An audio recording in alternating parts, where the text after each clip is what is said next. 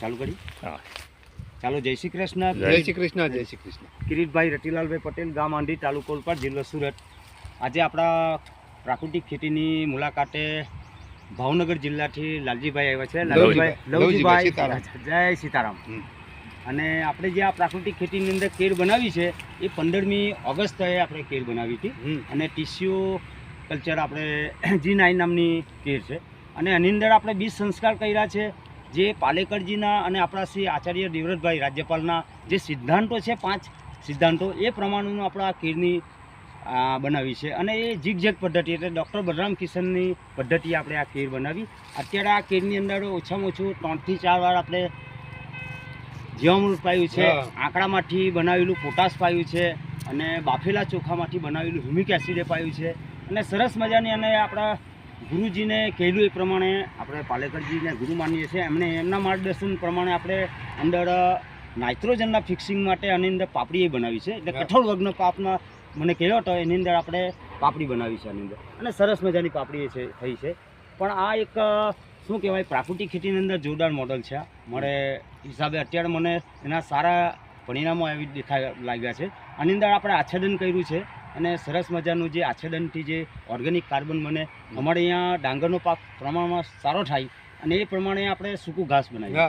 હવે આજે આપણે આની અંદર એક નિંદામણ આપણામાં આમાં છે, એ આપણે ડાંગર છે એટલે કંઈ વાંધો નહીં, પણ એક પોપટી કહેવાય. આનું આપણે શું કહેવાય, પ્રાકૃતિક ખેતીની અંદર નિંદામણનું જરાક માથે ભારે કહેવાય, મોટો પ્રોબ્લેમ છે. પણ એને દરેક વસ્તુ આ આપણે પોપટી કહી શકીએ. આની અંદર તમે કહે એ પ્રમાણે કયું ઘાસ કહેવાય? અળસી ગોખલું આપણે સૌરાષ્ટ્ર સામાન્ય ત્યાં આ ફૂલવાડી કહેવાય. અને આવી એક ઘાસ કહેવાય. આ એક આમાં શું કહેવાય, તુલસી જેવું ઘાસ છે, બરાબર છે. આને આપણે જો પ્રાકૃતિક ખેતીની અંદર નિયંત્રણ કરવું હોય તો આ ઘાસ, ધારો કે પોપટી છે, એનું આપણે 10-15 કિલો ખેતરમાંથી મૂળ સાથે ઉખડી લઈએ, બરાબર. અને એને આપણે સૂકવીને એટલે 1.5 કિલો જેવું લેવાનું. સૂકતી વખતે 1.5 કિલો? હા, સૂકવીએ અને તળેનું વજન કરીને આપણે એને 1.5 કિલો, અને પતરા, મોટા પતરા ઉપર આની રાખ નહીં ઉડે એટલે એક કરીને અને મૂળ સાથે બાળવાનું, બરાબર. દરેક વસ્તુ આવી રીતના, જે ધારો કે આ ડાંગર છે અમારે, કારણ કે આપણે આચ્છાદનમાં આ ડાંગર હોય છે, આને બી આપણે નિયંત્રણ કરી શકીએ. એટલે દરેક પ્રકારનું કોઈ પણ ખડ જંતુ નિંદામણ નાશક હોય, હા, કોઈ પણ પ્રકારનું હોય. પછી ડાભડો હોય કે આ તમારા પાક, કેરનો પાકને બી બાળવું હોય તો એને બી ભરી શકાય. એટલે કોઈ બી નિંદામણ હોય એને અલગ અલગ રીતના આપણે બાળી, અને એને જે રાખ પડે એ 1.5 કિલો લેવાય. 1.5 કિલો રાખ એની, એટલે એ રાખ તો એટલી બધી ન થાય, પણ આપણું આનું ઘાસ લેવાનું કેટલું? 1.5 કિલો. સુકાઈ ગયેલું હોય એટલે લીલું ઉખડી લાવવાનું મૂળ સાથે, એને સૂકવીને અને પતરા પર બાળવાનું. એની રાખને આપણે એક બોટલની અંદર ભરી દેવાની, અને એની અંદર આપણે 500 ગ્રામ દેશી ગાયનું દૂધ લેવાનું, ઉમેરવાનું, એટલે બોટલમાં નાખવાનું. અને એની અંદર આપણે 500 ગ્રામ સાકર નાખવાનું. સાકરને ફોડીને, ગાંગડા સાકર કે તમે એને જે સાકર કહે એમ, બરાબર.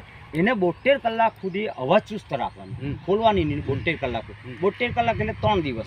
3 દિવસ સુધી એને સવાર સાંજ પાછી બોટલને હલાવવાની, બરાબર. એટલે રાખ ઉપર નીચે થઈ જાય. આવી રીતના એને પછી 100 લીટર પાણીની અંદર તમારે 100 લીટર પાણી લેવાનું, અને એની અંદર આપણે આ આખી બોટલ હલાવીને નાખી દેવાનું. અને એને બોટલને હલાવીને બેઠું ને બેઠું એ પાણી તમારે ભેજ પાયો હોય, પાણી પાયા પછી એને ભેજ હોવો જોઈએ. તો છાંયો હોય એટલે સાંજના સમયે આને છંટકાવ કરી દેવું, એટલે 100 લીટર પાણી થાય તો તમારે 5 થી 6 પંપ દવા થાય, બરાબર. આ એક આને આખું, ધારો કે આ ભાજીને બનાવી હોય, પોપટી ભાજી, એને બેઠી મારી નાખી. દરેક પ્રકારના હવે ધારો કે અલગ અલગ આવી રીતના બધા, કોઈ પણ ખડોય તમારા પાણીમાં બધા સાથે સહભાગે બધાને રિઝલ્ટ મળે. પણ બધા ભેગા આવી રીતના બાળીએ તો ન ચાલે.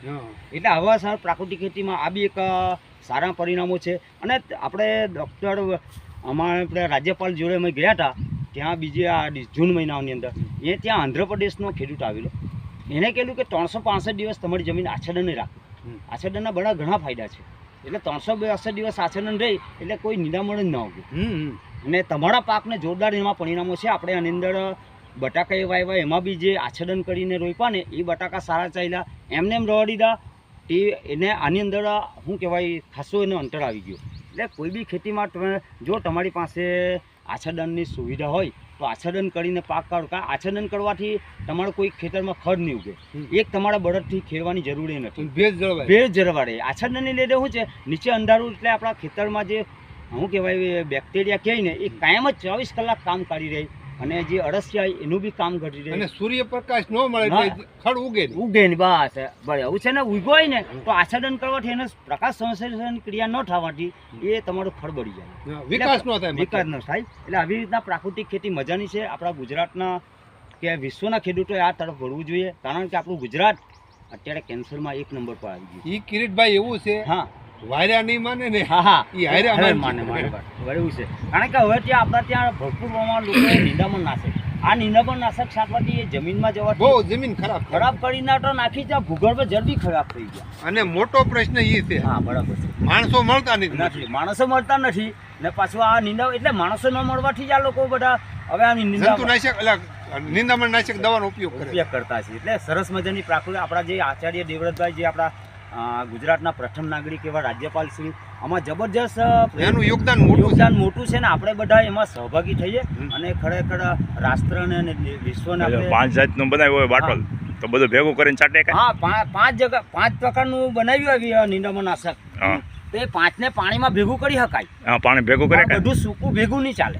સૂકું નહીં. હા બાલે બાલે રબો રાખ બનાવીને પછી હા રાખ બનાવીને જે બોટલ બનાવીએ ને એક મિનિટ, હા એક ખડનો માત્રા છે 1.5 કિલો. હા સૂકું ખડ 1.5 કિલો 1.5 લેવાનું. કિલો. પછી તમે કોઈ પણ જેટલા જાતના ખડ હોય હા હા એ બધા ખડ 1.5 કિલો બસ ભેગા. 10 કિલોના બનાવીને અને- બધાની અલગ અલગ બોટલ બનાવીને આ પાણીમાં રેડવાનું. હા. પછી 1.5 કિલો એ 500 ગ્રામ દૂધ નાખવાનું. હા અને ખાંડનું માપ ઓલા સાકરનું માપ સાકર 500. તો 500 ગ્રામ પ્રવાહી નહીં થાય 1.5 કિલો ભભો દે 1.5 કિલો રાખો એ પ્રવાહી નહીં થાય 500 ગ્રામે તો પાણી ઉમેરે કાંઈ ના ના પાણી નો ઉમેરે કાંઈ એ તો દૂધ વધારે નાખી દેવાનું ને ના ના દૂધ ને 500 ગ્રામ જ દૂધ હવે સાકરને ફોડીને પાવડર ફોર્મમાં રહી તો ભરી જ જાય ને ના, દૂધની અંદર. ભલી જાય હા પણ જે 1.5 કિલો રાખ છે ને હા એ પ્રવાહી ન થાય 500 ગ્રામે એ 1.5 કિલો પાક તો એ આપણે તો 1.5 કિલો આપણે ઉકલ છે. સૂકું એની રાખ